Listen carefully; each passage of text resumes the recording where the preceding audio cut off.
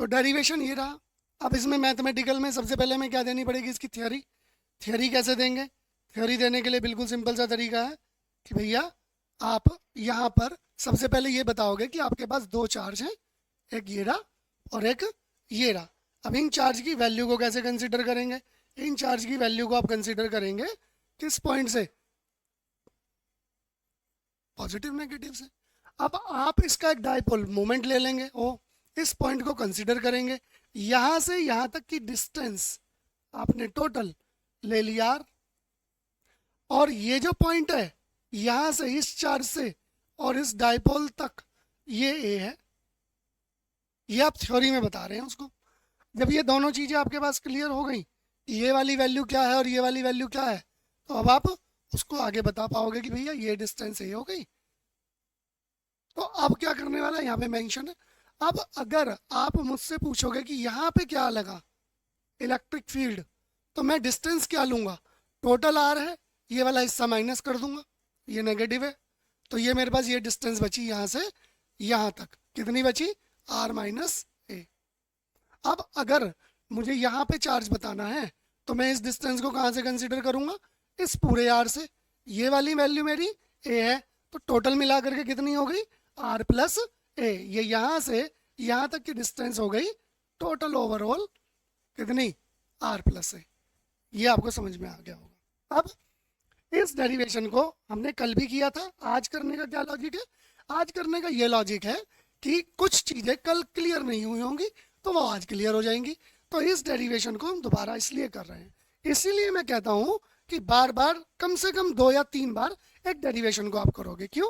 क्योंकि हम limited derivation करने वाले, और लिमिटेड डेरिवेशन के अंदर हमें कम से कम 2 या 3 बार उसको करना चाहिए, ताकि वो हमारी मसल मेमोरी में चला जाए। मसल मेमोरी में जब चीज़ चली जाती है तो वो हमेशा के लिए फिक्स हो जाती है। जैसे कि बाइक चलाना, कार चलाना, हम मसल मेमोरी से सीखते हैं, तो वो मसल मेमोरी में जाना चाहिए। तो मसल मेमोरी में चला गया। अब इसको हमने 2 बार लिखा। पॉजिटिव पॉइंट हमारा यानी कि इलेक्ट्रिक फील्ड यहाँ पर पॉजिटिव है, ये किसके अलोंग चल रहा है? यहाँ से ओ से पी की साइड में चल रहा है। तो डिस्टेंस कौन सी कवर करेगा? R minus A. फॉर्मूला क्या होता है इसका? नॉर्मली इलेक्ट्रिक फील्ड का फॉर्मूला होता है ई इज इक्वल टू के, जो चार्ज है अपॉन में आर स्क्वायर, ये इसके बराबर होता है मेन। अब इस वैल्यू को हम यहाँ पर, चार्ज तो हमारे पास सेम है बट डिस्टेंस चेंज हो गई, डिस्टेंस हो गई आर माइनस ए। इस आर माइनस ए को हमने यहाँ पे रिप्रेजेंट कर दिया, तो ये हमारे पास पॉजिटिव, ये जो पॉजिटिव चार्ज है इसका इलेक्ट्रिक फील्ड यहाँ पे आपको मिल गया। अब क्वेश्चन में मैंने वही बताया कि हमें क्या देना है, मैथमेटिकल, लॉजिकली मैथमेटिकल प्रूफ देना है कि ये पूरा का पूरा डेरिवेशन लॉ बेस्ड है, और लॉ यही कह रहा है कि इलेक्ट्रिक फील्ड आप पॉजिटिव पे निकालो। अब आप नेगेटिव पे निकालोगे, नेगेटिव पे भी डाइपोल है, बट अब की बार क्या हो गया, दोनों अब की बार यहाँ से यहाँ, पॉजिटिव से नेगेटिव की तरफ शिफ्ट हो रहा है। यानी कि अब की बार पहले था ओ से पी की तरफ इलेक्ट्रिक फील्ड, साइड उसकी डायरेक्शन, और अब है पी से ओ की तरफ। तो अब पी से ओ की तरफ जाएगा तो टोटल डिस्टेंस कवर कितनी कर रहा है? ये यहाँ से यहाँ तक हो गई मान लो आर, और इधर की इधर चलेगा तो ये ए, तो टोटल मिला करके आर प्लस ए हो गई वैल्यू। अब इस आर प्लस ए को, जहाँ पे हमने आर लिखा है, हमारी डिस्टेंस हो गई आर प्लस ए का स्क्वायर। हमें अब निकालना क्या है? हमें इन दोनों का निकालना है रिजल्टेंट। ये हमारी जो वैल्यू थी ये हमारी पॉजिटिव चार्ज के लिए थी, ई पॉजिटिव, और ये हो गई हमारी ई नेगेटिव। दोनों का रिजल्टेंट निकाल देंगे। दोनों का रिजल्टेंट निकालने के लिए हमें, क्योंकि ये अपोजिट डायरेक्शन में है तो हम इसलिए इसको कंसीडर कर लेंगे अपोजिट में, और दोनों का रिजल्टेंट निकलेगा पॉजिटिव, ये रहा, और ये नेगेटिव। क्योंकि डायरेक्शन अपोजिट है इसलिए नेगेटिव आ रहा है यहाँ पर। तो हमने उसकी डायरेक्शन को कंसीडर कर लिया, और जैसे हमने उसकी डायरेक्शन को कर लिया तो हमारे पास चीज़ें निकल करके आ गई। क्या निकल करके आ गई? हमारे पास निकल करके आ गई उसकी वैल्यू। क्या कि हमने ये ले लिया 1/4 पे एप्सिलॉन नॉट क्यू ले लिया, इसकी वैल्यू लिख दी। अब इन दोनों में क्या चीज़ है? इन दोनों में ये वाली वैल्यू और ये वाली वैल्यू दोनों कॉमन है। क्या है? दोनों कॉमन। देख लेते हैं एक बार फिर दोबारा। एक ये वाला क्यू चार्ज यहाँ पर भी है, यहाँ पर भी है, और एक ये वाला, ये भी दोनों में कॉमन है। यहाँ पर हमने दोनों को बाहर ले लिया। जैसे ही हमने दोनों को बाहर ले लिया, ये हमें मेमोराइज नहीं करना, हमें सीधा सीधा मसल्स में बताना है, मसल में जाना चाहिए। हमें पता होना चाहिए हमने पहले इसका इलेक्ट्रिक फील्ड निकाला, इसका निकाला, दोनों का रिजल्टेंट निकाल रहे हैं। ई इज इक्वल टू, पहले वाला हमेशा पॉजिटिव जुड़ता है, फिर नेगेटिव। नेगेटिव माइनस में क्यों है? क्योंकि डायरेक्शन उसकी अपोजिट है। तो उस पॉइंट को हमने ऐड किया, रिजल्ट होने की वजह से ये हमारे पास ऐड हो गए, कॉमन निकल गया। अब कॉमन निकलने के बाद की क्या वैल्यू है वो आप समझ लीजिए। कॉमन निकलने के बाद की वैल्यू है कि आप यहाँ पर देख रहे होंगे कि ये दोनों एलसीएम में आ गए, ये वाली वैल्यू और ये वाली वैल्यू। जब ये दोनों वैल्यू माइनस दैट इज हमारी एलसीएम में आई, तो ये दोनों एलसीएम, ये हमें क्लास 8th में सिखाया गया, तो हमने इन दोनों को ले लिया एलसीएम। एलसीएम लेने से जब हमने इन दोनों को देखा तो ये वाला इससे कैंसिल आउट हो गया, ये बचा, और इसकी 1 में मल्टीप्लाई करी तो ये डिजिट आती है। क्योंकि आप अभी सीख ही रहे हैं तो हो सकता है कि ये कॉन्सेप्ट आपको पहले से ही पता हो, फ्रैक्शन में होता था, नहीं पता तो फिर भी आप बिल्कुल ईजी तरीके से सीखो। ये दोनों चीज़ें हमारी यहाँ लिखी हुई हैं, इससे इसको डिवाइड करेंगे तो ये कैंसिल आउट हो जाएगा, यानी कि इसके नीचे ये वाली वैल्यू लिख देंगे, तो ये लिख देंगे तो ये कैंसिल आउट हो जाएगा, ये बचा। इसकी वैल्यू मल्टीप्लाई 1 से करते हैं तो ये रिजल्ट आता है। क्लियर हो गया? तो अब जब हमारे पास ये रिजल्ट आ गया तो अब हम क्या कर रहे हैं? अब हम कर रहे हैं कि बीच में ये वाला माइनस है तो ये वाला माइनस। अब यहाँ पर दूसरी वाली क्या बात हो गई? ये माइनस लगा हुआ है यहाँ पर, इस माइनस को अब हमने यहाँ पे देखा, इसको डिवाइड किया, ये कैंसिल आउट हो गया 1 से मल्टीप्लाई करके ये। अब यहाँ पर क्या हो रहा है? यहाँ पर हम r plus A whole square की प्रॉपर्टी लगा रहे हैं, A plus B whole square होती क्या है? ए स्क्वायर प्लस 2ab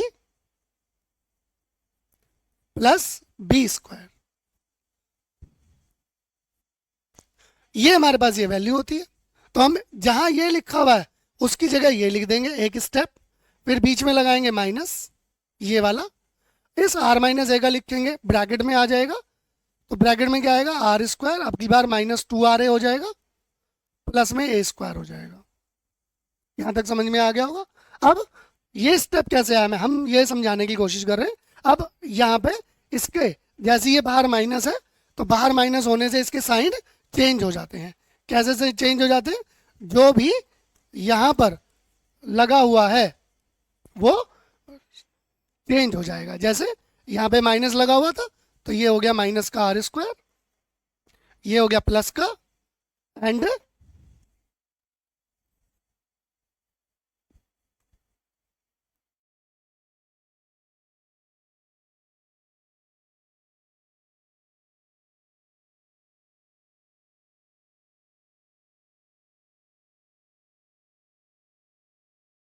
और ये वाला भी हो गया हमारे पास, माइनस था तो ये भी हो गया हमारे पास, एक प्लस थी, ये वाला प्लस था तो ये माइनस था तो ये प्लस, और ये प्लस था तो ये माइनस हो जाएगा।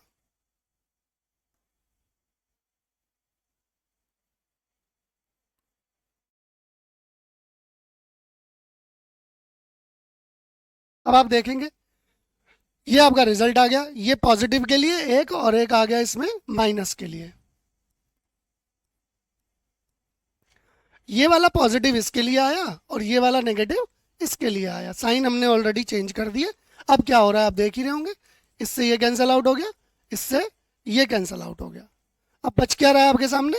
इन दोनों का सोल्यूशन बच रहा है 2 और 2 4r इंटू ए, यही यहाँ पर लिखा हुआ है।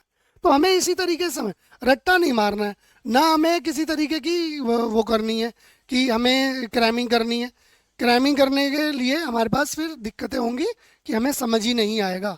ये हो गया, मैंने आपको सिंपल सिंपल समझाया कि डेरिवेशन की थ्योरी क्या लिखनी है, उसके बाद में उसको डिराइव कैसे करना है, प्रूफ क्या क्या आप दे रहे हैं, उसके बाद में आपने इसको सिंप्लीफाई किया। अब हम जानते हैं इस 4 को हमने ब्रेकआउट कर दिया, 4 को कर दिया, ये क्यू भी साथ में है, तो टोटल मिलाकर के एक क्यू है, ऊपर एक 4 है और एक आर है। अब हमने क्या काम किया? 4 को ब्रेकआउट कर दिया 2 इंटू 2, फिर आ गया क्यू, उसके बाद में आ गया ए, और हमने यहाँ पर लिख दिया एक आर, यहाँ पे अलग लिख देते हैं। ये पूरा का पूरा हमने डाइपोल मोमेंट पढ़ा हुआ है। ये वाला हमारा डाइपोल मोमेंट हो गया, तो यहाँ पर हमारे इसकी वैल्यू क्या हो जाती है? ये हो जाता है ऑलरेडी पी, हमने मेंशन भी किया हुआ। P is equal to Q into two. अब इस वाली वैल्यू को यहाँ पर रिप्लेस कर दो और इसकी जगह क्या आ जाएगा, इसकी जगह आ जाएगा P। तो हमारे पास डेरिवेशन की क्या वैल्यू आ गई, हम निकाल रहे क्या है, इलेक्ट्रिक फील्ड। किस पर निकाल रहे हैं, इलेक्ट्रिक फील्ड निकाल रहे हैं ड्यू टू डाइपोल। किसकी वजह से, इक्विलिब्रियम ऑफ डाइपोल पर, यानी कि हम एक्सियल पॉइंट पर निकाल रहे हैं इलेक्ट्रिक फील्ड। तो अब हमारे पास जो पॉइंट आया, डेरिवेशन आया, फॉर्मूला आया 1/4πε0 2pr अपॉन में आर स्क्वायर माइनस ये वाली वैल्यू। अब क्या हुआ, अब ये हम मान लेते हैं कि ये जो हमारी ए वैल्यू है इस आर से बहुत छोटी है। क्यों क्यों छोटी है, इसका भी हमें रीजन पता होना चाहिए। क्योंकि हम इस पॉइंट से लेकर के अलोंग टू एपी चले थे, तो हमने यहां से इस पॉइंट को कंसीडर किया था, तो ये पूरी की पूरी आर थी यहां तक। तभी तो हम इस पॉइंट पे आए, तो हमने ये माइनस करी थी, तो ये आर है। आप खुद देख रहे होंगे ये ए ऑलरेडी छोटी है, किसके कंपैरिजन में, इस आर के कंपैरिजन में है जो हमारी दे रखी है वैल्यू। अब हमने क्या किया कि ये आर बहुत ही ज़्यादा बड़ी है ए से। जब ये बहुत ही ज़्यादा बड़ी है तो उस पॉइंट पर हम क्या कर रहे हैं, ये उस पॉइंट को कंसीडर कर रहा है कि यहाँ पर वैल्यू आ गई P is equal to this. तो अब यहाँ पर एक रिजल्ट निकल आया, हमने R की वैल्यू को रिप्लेस कर दिया, तो ये हमारे पास आ गया R की पावर 4। R की पावर 4, क्योंकि A तो हमने नेग्लिजिबल कर दिया, तो R की पावर 4 हो गया। तो अब 2p R क्यूब, ऊपर क्या था 2pr, यहाँ पे इसको इरेज कर देते हैं ताकि आपको समझने में दिक्कत ना हो।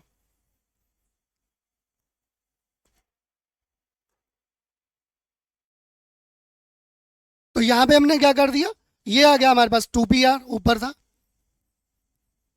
और नीचे क्या है हमारे पास, नीचे आया R की पावर 4। इससे एक पावर कैंसिल आउट हो गई इसकी, तो अब की बार कितनी पावर बची इसकी, अब की बार पावर बची इसकी 3। तो ये इसकी पावर R की पावर 3 बची, क्योंकि एक पावर हमने यहाँ से कैंसिल कर दी।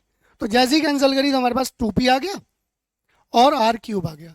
ये K कांस्टेंट है, ये डाइलेक्ट्रिक कांस्टेंट होता है, और ये डाइलेक्ट्रिक क्यों है, क्योंकि ये दो चार्जेस पर बात कर रहा है, तो ये डाइलेक्ट्रिक हो जाएगा। तो उस पॉइंट को हम यहाँ पर कंसीडर कर रहे हैं, तो हमारा पहला डेरिवेशन निकल जाता है along axial line direction of the P. तो आप इसको इस तरीके से समझेंगे, यहाँ पे आपको रटना नहीं है। अब इससे रिलेटेड न्यूमेरिकल कैसे आएंगे, वो जब हम न्यूमेरिकल सेक्शन में आएंगे तब आपको एक एक डेरिवेशन के बेस पे एक एक पॉइंट समझाते हुए डिराइव करके आपको बताएंगे। यहाँ पे हुआ कि अगर यही चीज़ हमारे पास रहती है तो हम इसको ग्राफिकली कैसे रिप्रेजेंट करेंगे। ये पूरा का पूरा एक ही लॉन्ग क्वेश्चन भी आ सकता है, और कभी कभी ऐसे भी आ जाता है कि भाई इलेक्ट्रिक डाइपोल आप एक्सियल पॉइंट पे निकालिए, तो आपको सिंपल सा ये इतना सा थ्योरी लिखना है, उसके बाद में ये सिंपल से डेरिवेशन के 4 से 5 पॉइंट याद रखने हैं। और यहाँ पर हम याद रखने का मतलब मसल मेमोरी की बात कर रहे हैं, यहाँ पे क्रैमिंग की, रेक्टाफिकेशन की बात नहीं कर रहे हैं। तो आपको यहाँ पर उस तरीके से इस पॉइंट को कंसीडर करना है, और ये निकल गया। अब इसको ग्राफिकली कैसे रिप्रेजेंट करेंगे, अगर मैं R की वैल्यू को रिप्रेजेंट करता चला जाऊँ 1 से लेकर के, बेसिकली ये तो कांस्टेंट है अभी हमने बताया, तो ये हमारे पास रिलेशन क्या हुआ 2p अपॉन में ये पूरा का पूरा डाइपोल मोमेंट भी, तो रिलेशन हुआ सिर्फ और इसका, यानी कि E is inversely to distance cube. अब उस पॉइंट को हम कंसीडर कर रहे हैं, R की वैल्यू अगर आप 1 रखते हैं तो इसका रिजल्ट मान लिया 1 ही आएगा। तो 1 आया, क्योंकि 1 का क्यूब 1 ही होता है, तो 1 अपॉन में 1, हम कोई चेंजेस ही नहीं कर रहे, हमने मान लिया हम इस पॉइंट पर हैं। पहला पॉइंट हमारा ये है, यानी कि हमारे पास ये जो वैल्यू आई ये हमारे पास R की वैल्यू है, ये हमारे पास इलेक्ट्रिक फील्ड की वैल्यू है। यानी कि हम यहाँ पर आए पहले पॉइंट पे, ये 1 है, यहाँ पे 2, यहाँ पे 3, यहाँ पे 4, यहाँ पे 5। ऐसे ही इलेक्ट्रिक फील्ड भी यहाँ पे 1, यहाँ पे 2, यहाँ पे 3, यहाँ पे 4, यहाँ पे 5। उस पॉइंट को हम कंसीडर कर रहे हैं। अब इन्वर्सली रिलेशन को शो करेगा, तो उस पॉइंट पे हमारी वैल्यू हाईएस्ट से लोएस्ट की तरफ बढ़ती चली जाएगी। जैसे जैसे हमारे R की वैल्यू आप बढ़ा दोगे, इलेक्ट्रिक फील्ड क्योंकि इन्वर्स में है तो ये बढ़ाया तो ये कम होता चला जाएगा। तो ये मान लिया 1 वहां पर था, क्योंकि मैंने यहाँ पे 1 माना, तो ये वाला डॉट फिर यहाँ आ जाएगा, बट मैं मान रहा हूँ यहाँ पे ही 1 है, तो अब ये और कम होता चला जाएगा। मान लो 0.5 और कम हो गया, 0.25 और कम हो गया, 0.125 और कम हो गया 0.625।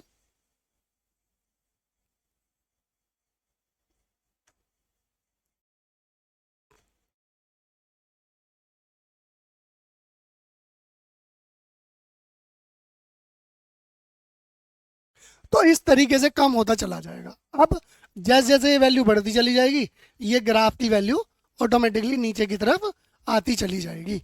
इसी को हम ई वर्सेस ग्राफ बोलते हैं of the distance. Electric field हमेशा डिक्रीज ही होगा उसी रफ्तार से जिस रफ्तार से आप उसकी डिस्टेंस को बढ़ाते चले जाओगे। बिल्कुल सिंपल सा डेरिवेशन है और ये मोस्ट इंपॉर्टेंट डेरिवेशन है।